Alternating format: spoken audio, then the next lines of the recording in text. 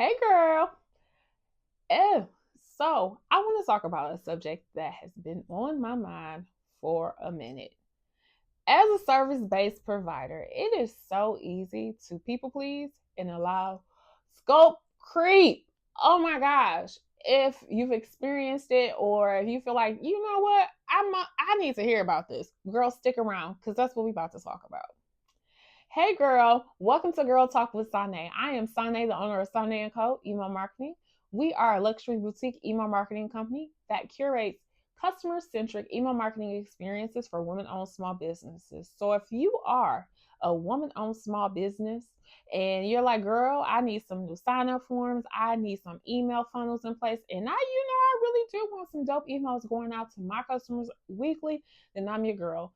Visit us online at www.sonayandco.com and schedule your free consultation today. So, yes, girl, as a service based provider, one thing that I absolutely love about it is that I get to work with small business owners. Whether it's a solopreneur or it's a small business owner with a small team, those are my customers. And I love it. I genuinely love it because it's something about working with a small business owner, somebody who has come up with an idea and brought it to life. They have this real passion behind their brands. They have a real vision behind it. And like, they're like, I want this thing to succeed. And so it allows for me as a service provider to feed off of that energy when I'm creating their content. And so that's something that I genuinely love about my job. That's why I work with the people who I work with. And so it also, it makes it a little easy to people please, okay? Because it's like, I want these people, like, I want them to be happy and I want them to stick around, but also, sometimes I do a favor here and there because, like, I know they need it, and I feel like that is something that you get to do as a small business or owner, especially as a service based provider. Like, I do get to do little things. Especially if it doesn't cost me anything, it's not costing me too much time or anything. Like, sometimes I do it. I'm not gonna lie, I do it on occasion, and it's case by case, and it's something small.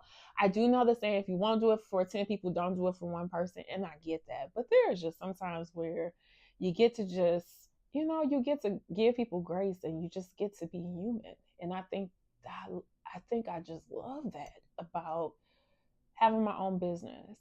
But the problem with that comes when people start to expect it from you, and when people you've done it and people don't understand, like, this is not a part of your service, this is not what you signed that contract for, this is not what you pay me to do, so you can't expect this from me. And people sometimes, well, they do, they start to say, well, you did it this time, you did this.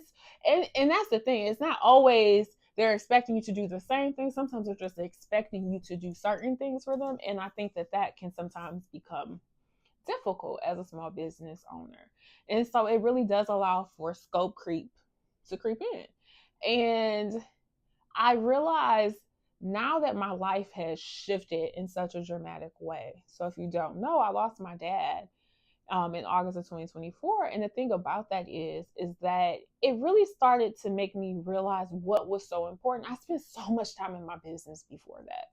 And then when he got sick, it started to be the shift of, I want to be with my family. Like, they needed me at that time. And it really opened my eyes to, you can't work all the time. And it's crazy because that's the thing my dad used to tell me all the time. He would come over and he would say that, like, you cannot work all the time. And I'm like, Daddy, I'm trying to grow this business. And so, and that's true. So it started to shift. Like, you have to live a little bit too. Like, you got to live too. Like, you didn't create this business to just work all the time. And so with that, like, now I'm realizing I have to start enforcing boundaries with clients, and, like, look, and also not feeling bad about enforcing the boundaries. And I think that's the biggest part, is not feeling bad about saying or not doing anything extra. Be okay with not doing anything extra. I think a lot of times that people say you under promise and over deliver. I feel like we need to kill that narrative, get rid of it, throw it out the window. No more of that. No, do not Do not go by that, because I think I put that in my mind. You under promise and over deliver. Child, that had me doing extra work that nobody is paying me for, and it's taking up so much of my time.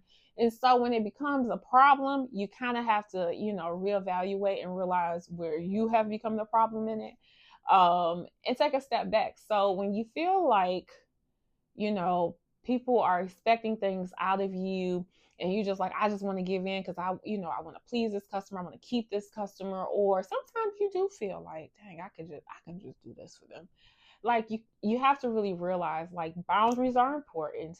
What you said in your contract, what y'all talked about, discussed, deliver that and that only. And that has to be enough, because that's what they signed up for. It's not your responsibility to provide more because they're expecting more or want more. Provide them what you said you were going to provide them, and that's it. It is enough. You are enough. You are valuable. You are enough. It is enough. And that's it, girl. That's it.